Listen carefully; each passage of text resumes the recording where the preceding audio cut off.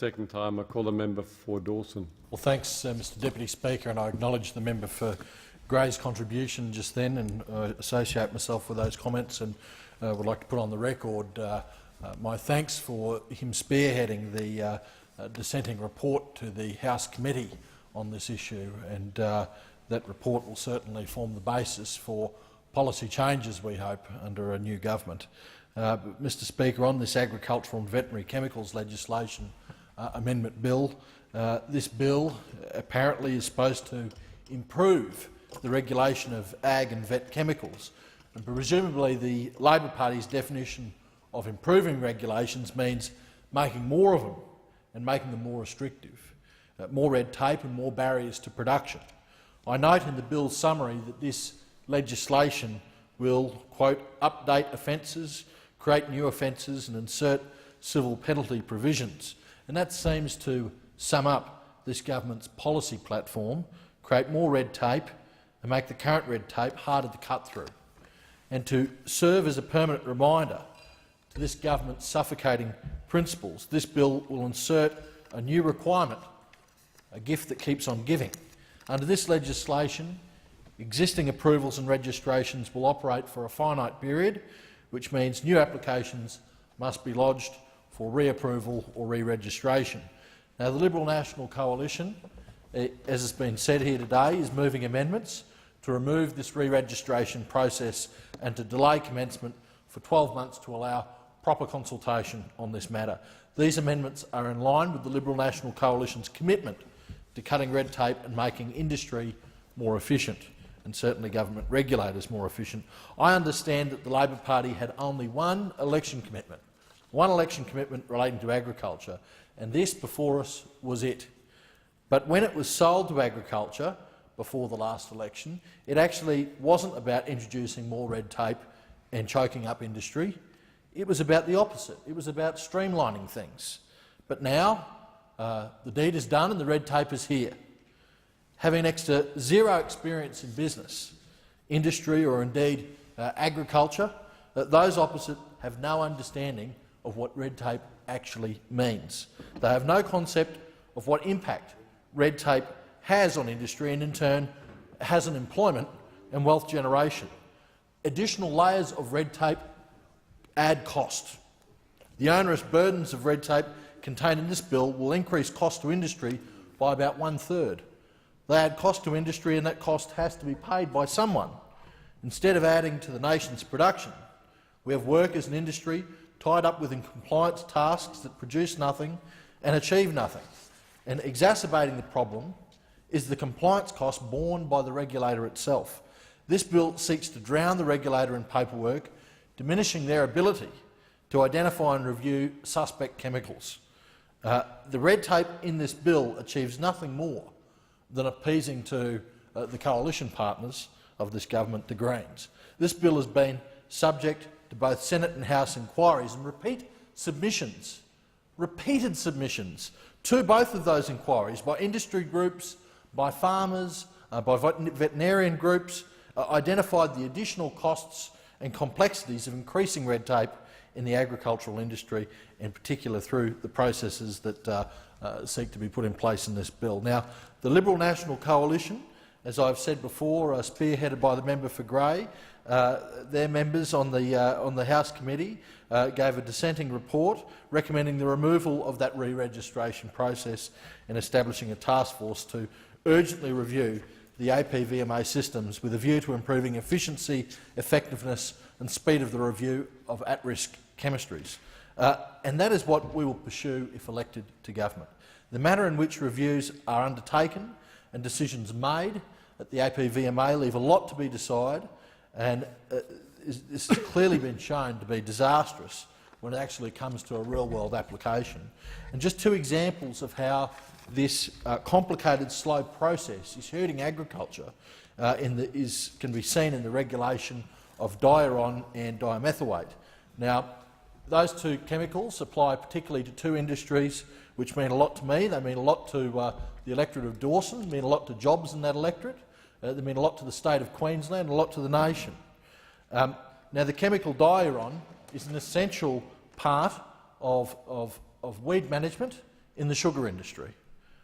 My electorate is the largest sugar-growing electorate in the country, and it's an extremely effective form of weed control that's been responsible for increased efficiency and production in that industry. It's also been the subject of a sloppy scientific review and a lack of consultation through the APVMA processes. At no point did that regulator consider the impact on agriculture and what their decisions would mean in the real world. Now, the Greens and the extreme green groups that are behind them think that a chemical might be suspect. Well, the next thing that happens is this government just simply bans it, or at least regulates it to the point of effectively being banned. Now, no one consulted with the sugar industry in North Queensland when the APVMA made their recent effective ban on diuron. No one thought about what would happen to the industry if that chemical was effectively banned. No one bothered to consider if there are actually viable alternatives to that effectively banned chemical, and no one thought about what North Queensland sugar farmers would actually have to do if it was effectively banned, and no one can definitively show that there will be any benefit from this effective ban whatsoever. The sugar farmers in North Queensland are acutely aware of the quality of their environment, the land and their waterways. Their entire business, their livelihoods, are based on the quality of the environment, are based on the quality of land and the quality of the waterways in which they operate their cane farms. In recent generations, we've seen an increasing focus on sustainable practice, and cane farmers in North Queensland have adopted a wide range of environmental practices that provide good outcomes for both them in their industry and the environment.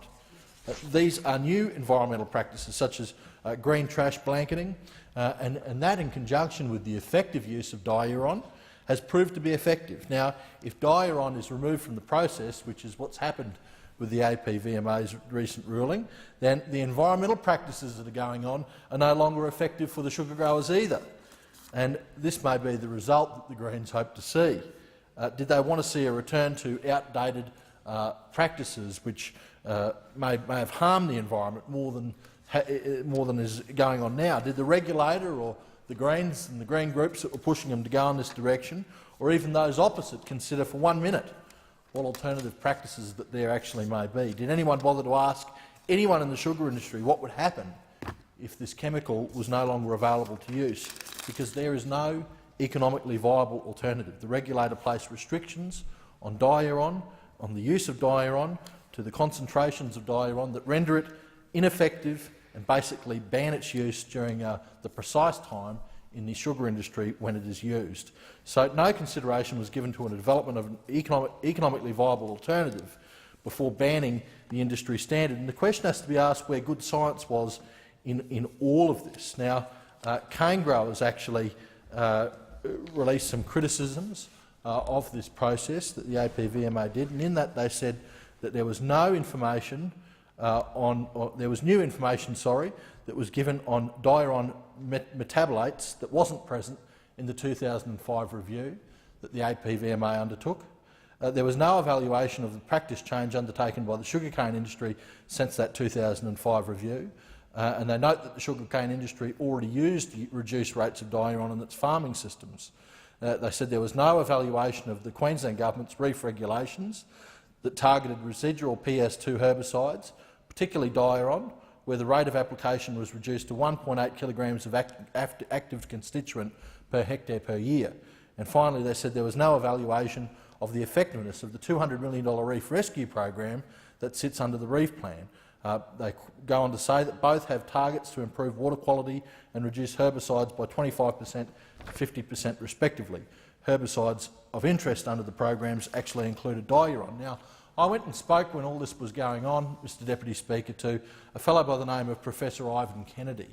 Now, Professor Kennedy's got a Bachelor of Science in Agriculture, he's got a PhD in science, he's got a Doctorate of Science in Agriculture, he's a fellow member of the Royal Australian Chemical Institute, and to boot he's a Professor in Agricultural and Environmental Chemistry at the University of Sydney. So a guy who is pretty well qualified and a guy who knows what he's talking about when it comes to agri-chemicals. And I asked him about all of the kerfuffle we were seeing in the media at the time, and what he said to me was this. He said a safe level of diuron not affecting plant growth noticeably would be 0.1 to 1 parts per billion. That's 1 microgram per litre. He said aquatic plants such as lemna and seagrass require sustained levels of 50 to 100 parts per billion in water to kill them. They would recover from a brief 2-day exposure. The scientific data is reassuring, he says, that such safe levels, that is 1 parts per billion, are never exceeded in the Great Barrier Reef lagoon. In general, the concentrations are too low to measure, except using special samplers that concentrate the dye on about 1,000 times. He goes on to say there is no evidence that coral in the lagoon is being harmed by such low concentrations below the limits of chemical detection, certainly not 60 kilometres from the shore.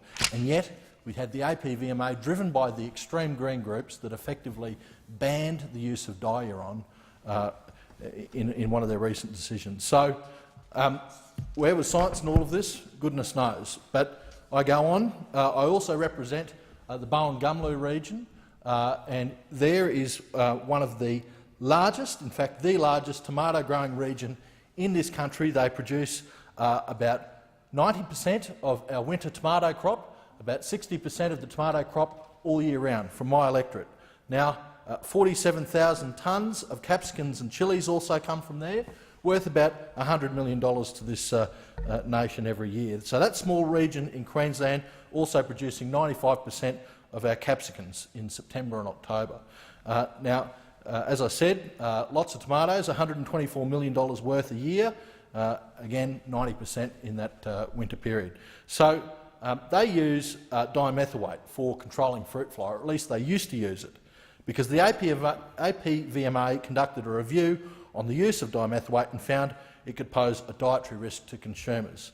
So in 2011 they lowered the maximum residue rate for the dimethoate from 0.02 milligrams a day to 0.001. So not content with strangling agricultural production for the domestic market, basically that decision restricted export market opportunities as well, because New Zealand is, it has its own rules and they accept dimethoate in rates which now in Australia we don't. And the fact is that there is a large export market for those tomatoes and capsicums over in New Zealand. Now they accept the standards that were previously being used. They would have accepted the product, but now the APVMA has come in, made this ruling. Doesn't matter where the tomatoes are going. Could be going to the domestic market, could be going to export to New Zealand where the dimethoate rate's accepted. But you know they can't. They can't export it anymore because this ruling has been an effective ban on exports of those tomatoes to New Zealand, because there is no other method. There is no other method currently accepted by the APVMA to actually that will be accepted in New Zealand in terms of exporting those tomatoes to ensure they don't have fruit fly and other pests in them. So that's an export opportunity lost. Certainly has been lost for a year and probably will be lost this year. And 2 years is a long time to be out of that market because the market share shrinks on a daily basis, and the growers up there fear that the window will close while they sit on the sidelines waiting for bureaucrats and regulators to sort out the system. Now, that entire system is flawed from the ground up. In a time when flexibility and speed determine market share, our agricultural sector is drowning in bureaucracy. Much political posturing has been in this country. They talk about Australia's great opportunity as this food bowl for the world. But under the management of this government, such notions are pure fantasy. While our farmers are out there growing food for our people and the people of other countries, we have Labor and the Greens tying public servants up in knots of red and green tape, preventing those farmers from doing what they do best. Now consider the re-registration process in this bill. There are 9,900 ag-vet chemicals currently registered, 1,900 active constituents making up 9,900 chemicals. This bill, an act of agricultural sabotage, is requiring each one of them to be registered again. They are already registered. Imagine the staff and resources through that regulator that's going to be tied up in that process. Instead of applying close and urgent scrutiny to high-risk ag-vet chemicals, this bill will have those people wasting time going through re-registering thousands of low-risk chemicals. Look, this bill is just being driven by the Greens, by extreme Green groups. It has this government jumping up and down all the time, and if it's going to be passed in this place, it'll just be yet another milestone for the Greens to celebrate from this government.